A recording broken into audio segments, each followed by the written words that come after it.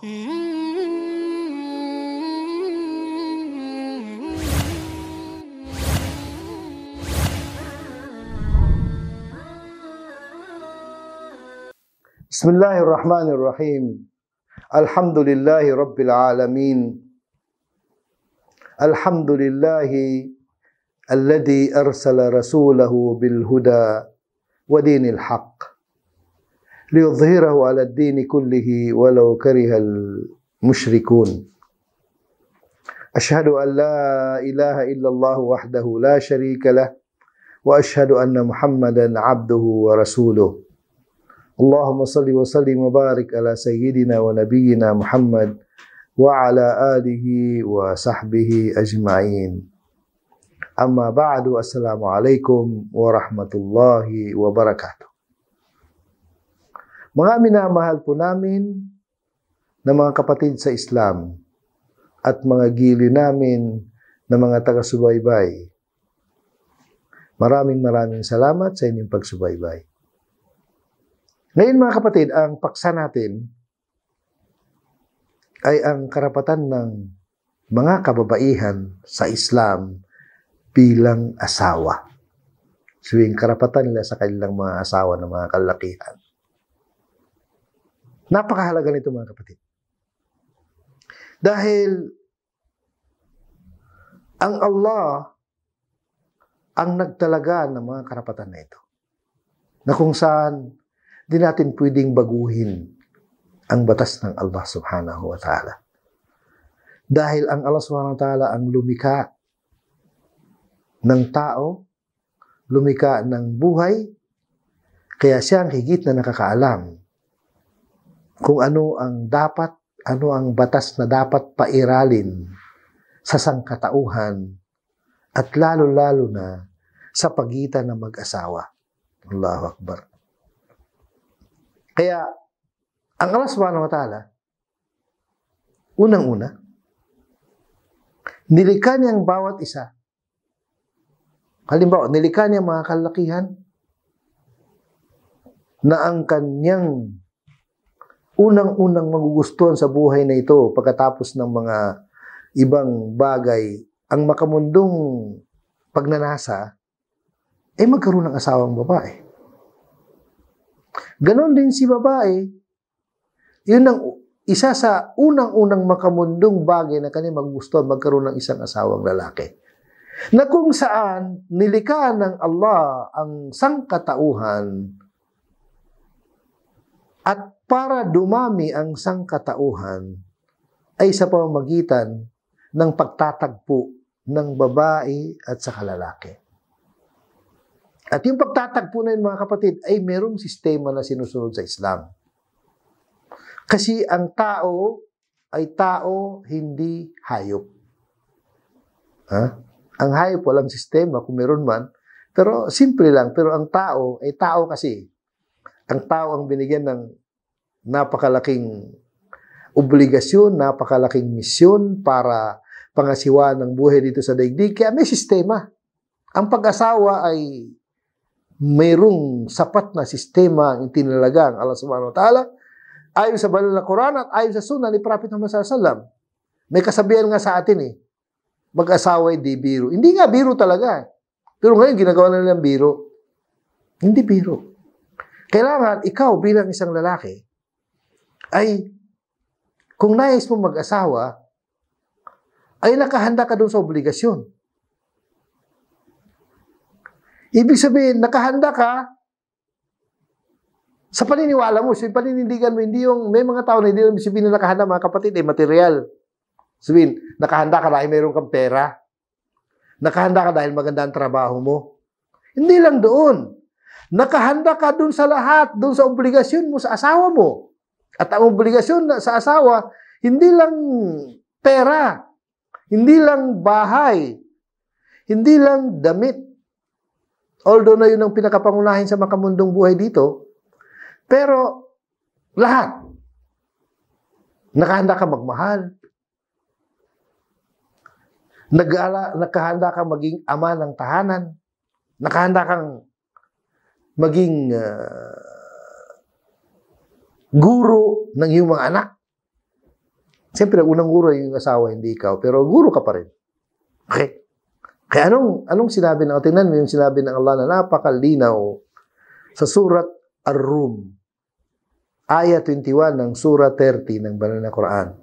Ganitong sinabi ng Allah subhanahu wa ta'ala sa Banal na Quran. Bala a'udhu billahi minasyaitanir rajim.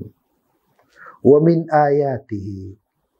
Sabihin kabilang sa palatandaan ng pagiging Diyos ng Allah subhanahu wa ta'ala, an khalaqa lakum min anfusikum azwajan. Ay nilikha niya mula sa inyo na mga kalakihan ang inyong magiging asawa. Paano naging mula sa mga kalakihan? Kasi ang unang-unang babae nilikha ng Allah mula sa tadyang ni Adam alayhisalam. At ano ang dahilan kung bakit kailangan nila ng asawa? Sabi niya, litaskunu ilayha. Upang kayo magkaroon ng panatag na buhay, kasama niyo sila. Ibig sabihin, kayo mga gusto maglaro ng buhay at ayaw niyo mag-asawa, mali yun. Kailangan mag-asawa na kayo. Kung kaya niyo ng, hindi lang material, ibig sabihin, kaya niyo ng bilang isang tao na kaya niyo mag-manage.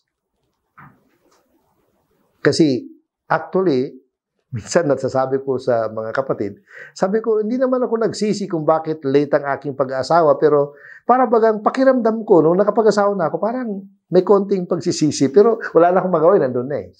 Pagsisisi, bakit na-delay? Ha?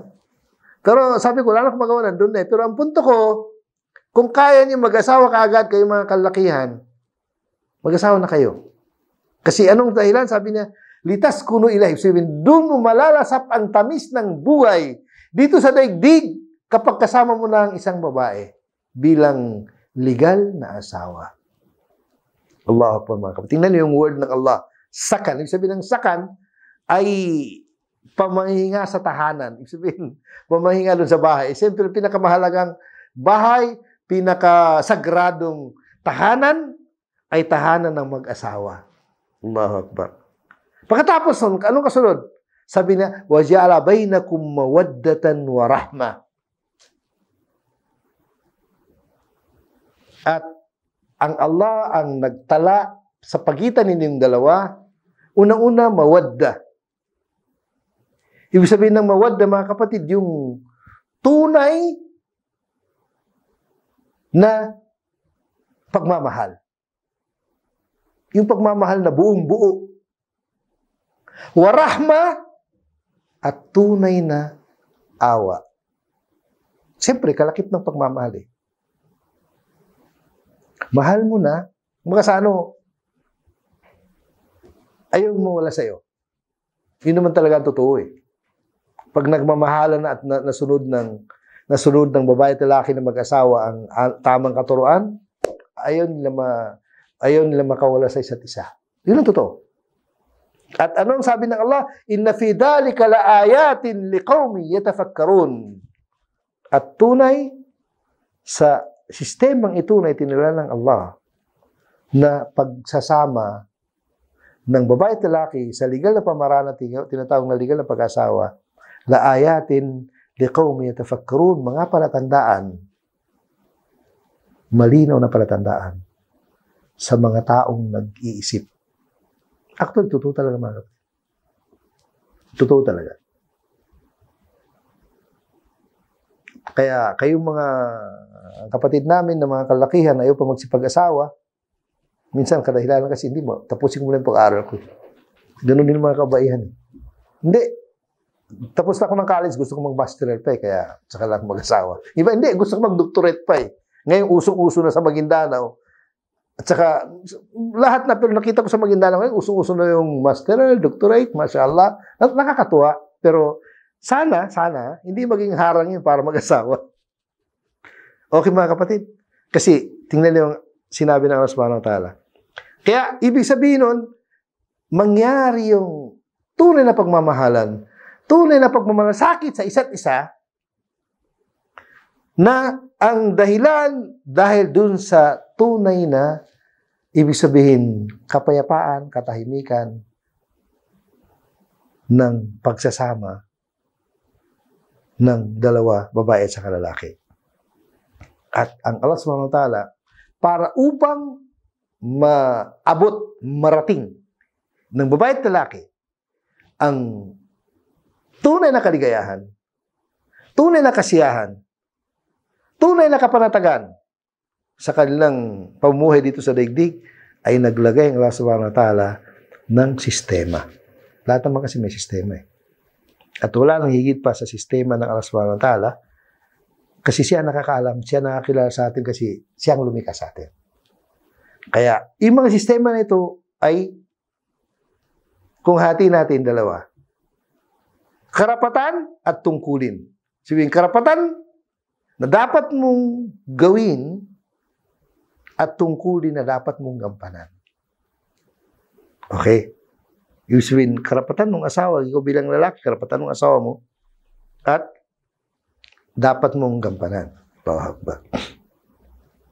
Dahil sa, itong problema mga kapatid, inshallah ito ipapaliwanag natin. Dahil sa hindi naintindihan ng karapatan na ito, at hindi naintindihan ng tungkulin na ito, karapatan ng babae, karapatan ng lalaki na asawa, tungkulin ng babae, at tungkulin ng lalaki, kailangan mo unawaan ito eh.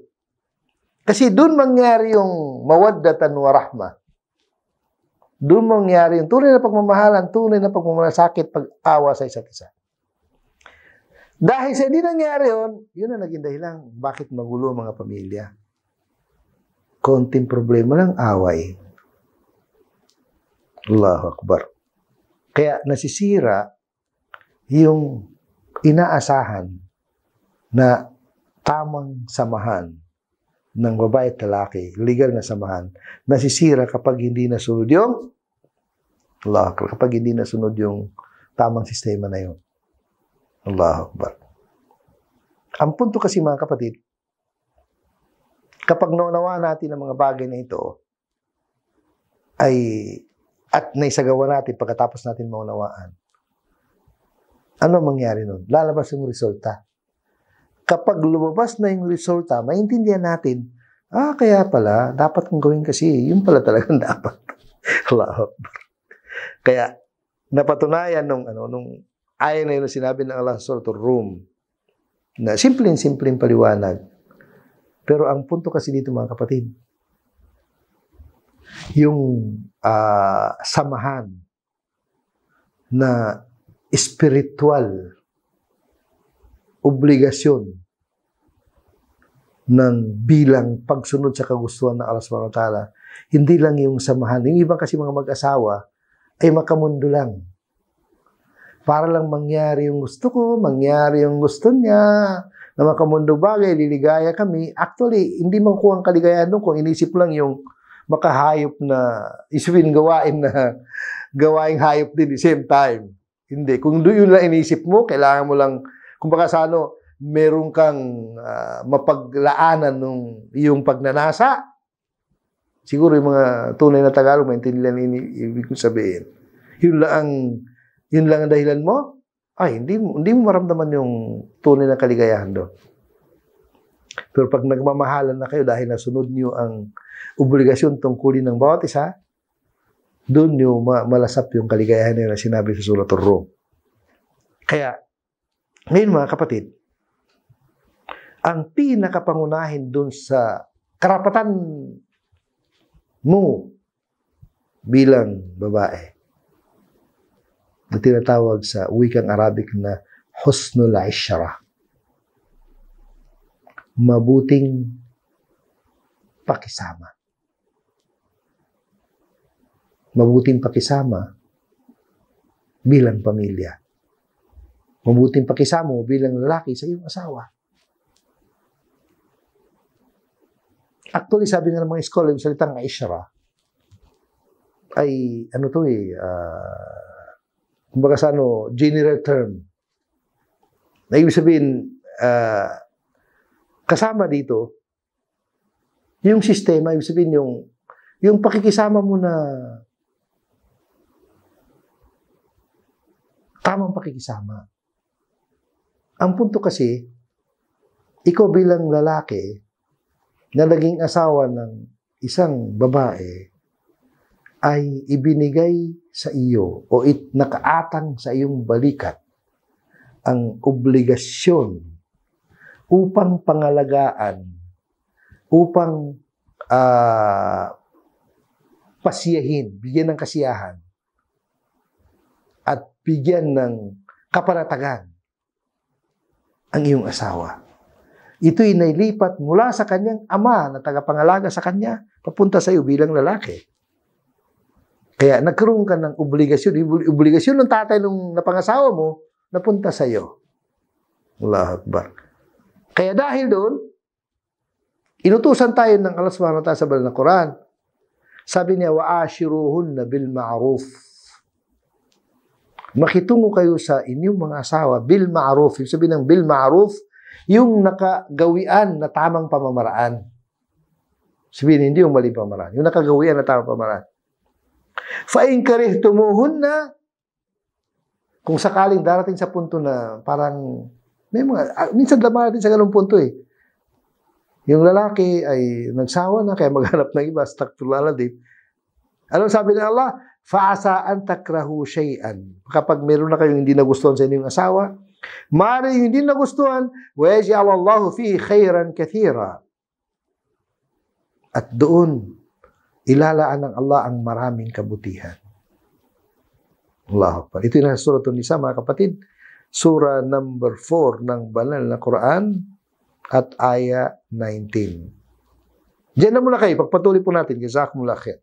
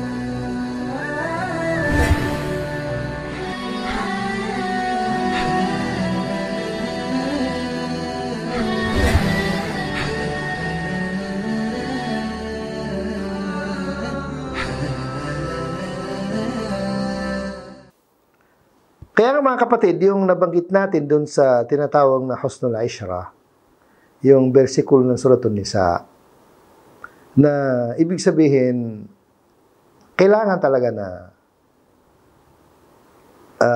pakikitunguhan ng lalaki, ang babae sa pinakatamang paraan. Actually kasi mga kapatid, siguro bakit magtanong kayo, bakit wala bang karapatan ng lalaki? Meron. Kaso nga lang kasi, inuuna natin mga kabayan kasi, ang punto lang kasi, tayo kasi ang mamamahalay. Kumbaga tayo mag-manage. Kaya itong asawa natin na naging under natin, kasi naging asawa natin, at tayo ang mag-alaga at magbigay ng lahat ng kanilang pangangailangan. Eh, paano natin sila itrato? Yun ang ishra bil ma'ruf. Unang-una, kailangan irespeto natin sila. Ha? Hindi ko mo ikaw na bilang lalaki na ikaw ang gumagasta. Ikaw ang nagtutustos ng pangailangan. Ikaw ang mamamayabak na nagmamayabang na kung anong akala mo kung sino ka. Astaghfirullah natin.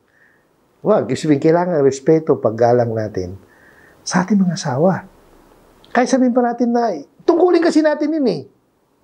Tungkulin, obligasyon natin na tayo ang maghanap buhay.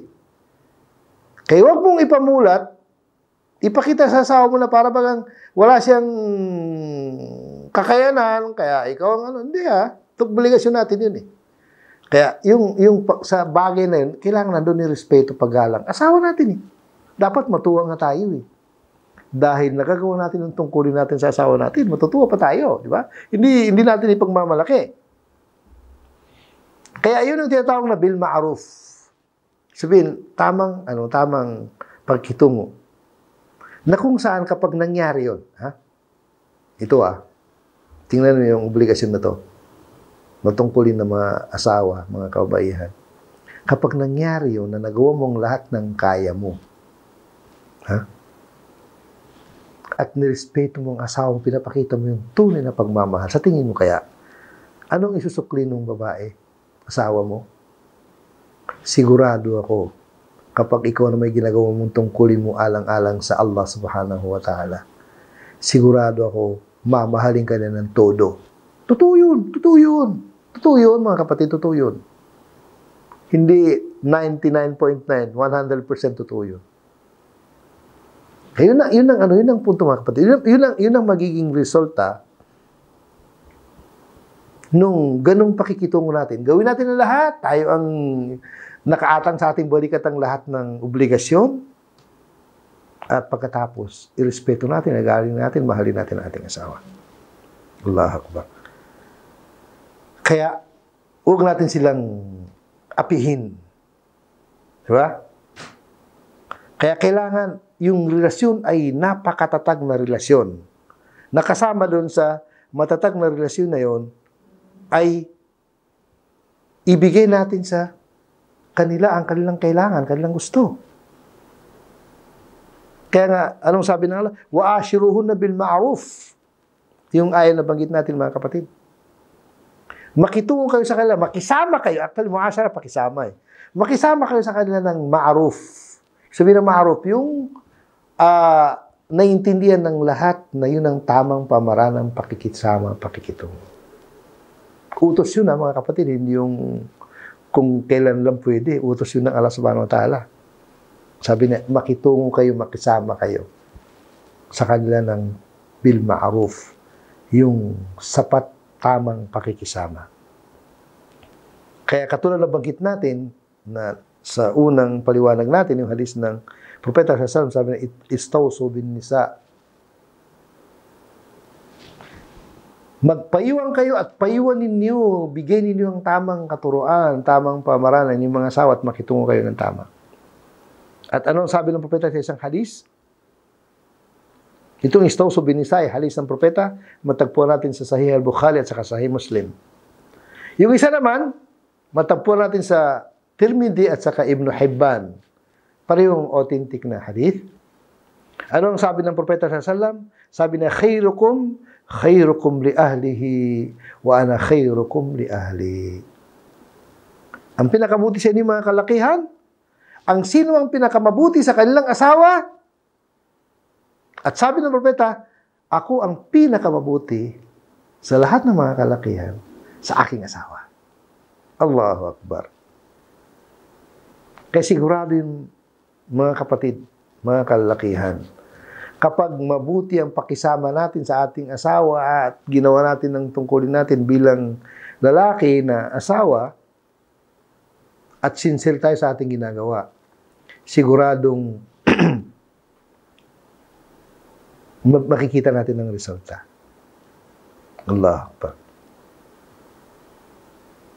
Kaya ayon sa yung aklat na nasa hadis actually, Sahih Fiqh Sunnah, na sabi niya, itong husnul ishra, mabuting pakisama sa asawa, ay saklaw niya ang lahat ng karapatan. Lahat ng karapatan ng babae ay kasama na dito. Although na kailangan natin ng detalyadong paliwanag, pero lahat ng karapatan ng asawa ay nandito na sa husnul ishra. Okay mga kapatid, yun ang unang-unang karapatan nila sa atin ay makisama tayo bilang kanilang asawa ng bil ma'ruf. Yung pinaka mabuting pakisama na alam ng tao. Yung pinakamabuting pakisama na alam ng mabuting tao kung paano ka makisama ng mabuti. Okay, yun yung una mga kapatid. Pangalawa ay sabi nga nung sheikh, ay yu'allimaha umura diniha wa yahuthuha ala ta'a. Ikaw ay maging guro, maging teacher ng iyong asawa kung sakaling mas lamang ka sa kaalaman, ay tuturuan mo siya ng anuman ang patungkol sa Islam na dapat mong ituro at turuan mo siyang maging masunurin sa kagustuhan ng Allah subhanahu wa ta'ala. Tutuin mga kapatid. Minsan sa pagtuturo natin, minsan, ng tamang pagsunod sa kagustuhan ng Allah subhanahu wa ta'ala, minsan ang babae, ayaw sumunod. Huwag kang magalit kung ayaw sumunod. Hayaan mo lang. Kasi ito na nga yung husnul ishra So huwag kang magalit. May mga lalaki na gusto ipakita silang lalaki pag hindi na sunod, nagagalit. Huwag mga kapatid. Kasi alam mo kung ano mangyari? Sigurado ang Allah subhanahu wa ta'ala ay ipapakita sa asawa mo kung ano ang resulta nung hindi niya pagsunod sa'yo. Sigurado yun. Kaya huwag kang mangamba. Pag nakita nila tama ka pala, dapat sumunod sila sa'yo, kahit ang pinag-utos mo ay yung hindi, mga bagay na makamundo. Kasi isa sa tungkulin naman nila, karapatan natin sumunod sila sa atin Di ba? Kaya ituro mo sa asawa mo anong tamang katuruan ng Islam at ituro mo kung paano siya sumunod sa Allah at paano siya sumunod sa iyo. Walang sapilitan. Ha? Hindi. Kasi sa totoo lang, ito nga, husnul ishra, pag merong, ipapakita mo, ikaw lalaki, ikaw dapat na masunod. Hindi maganda maging dating. Tao lang sila Kung nasasaktan ng sino man, kapag siya inutusan ng madiin na pag-utos, yung mga asawa natin, masasaktan din. Na para bagang, pinapakita, kailangan sumunod ka sa akin, ako ang asawa mo. Although na dapat na maingganyo sila, kung paano sila sumunod.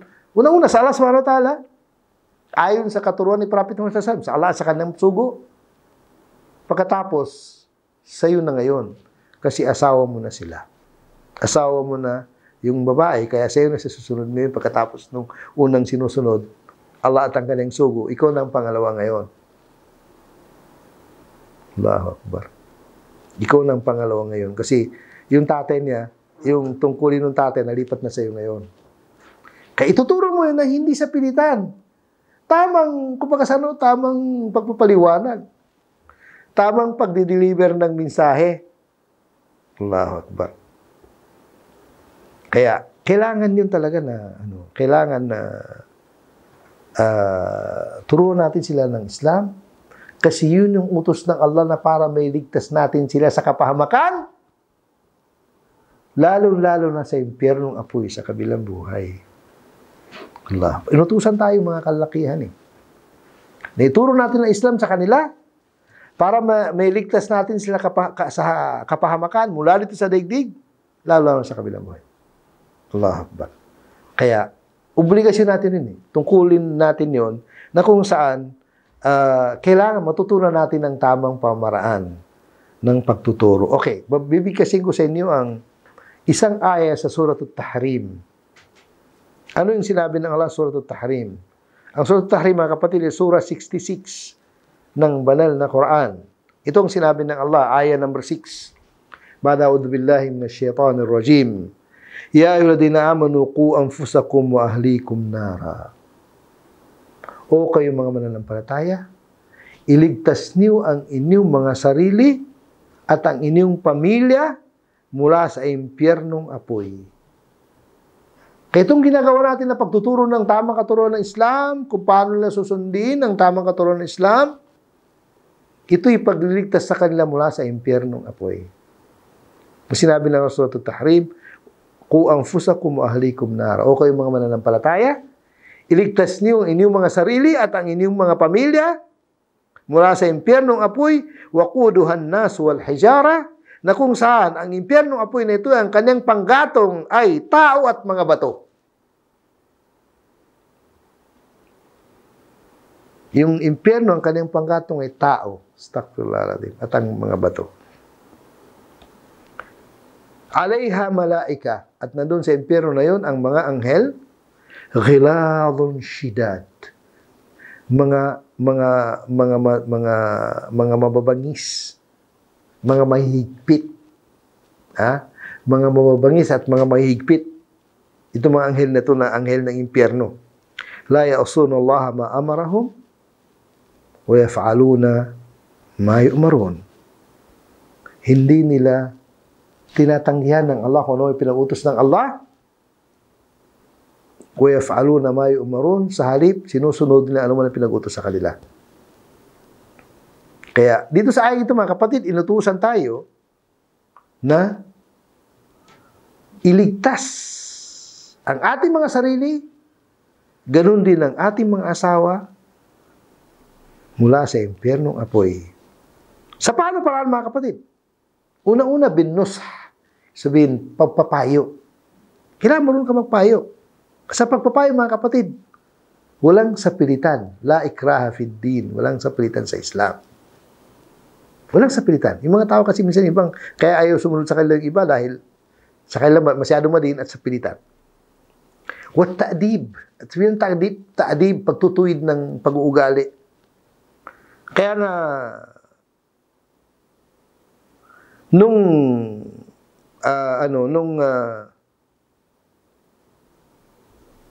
naipahayag ang ayon na ito sa Surah At-Tahrim, si Umar ibn al-Khattab radiyallahu anhu, sabi niya sa Propeta sallallahu alaihi wasallam, sabi niya, Rasulullah, naqi anfusana, faqayfa lana bi ahlina. O kaya namin ilita sa aming mga sarili, paano yung pamilya namin, asawa at mga anak namin, siyempre. Faqala alayhi salatu wassalam, sa paano paraan para may ligtas ng inyong mga pamilya?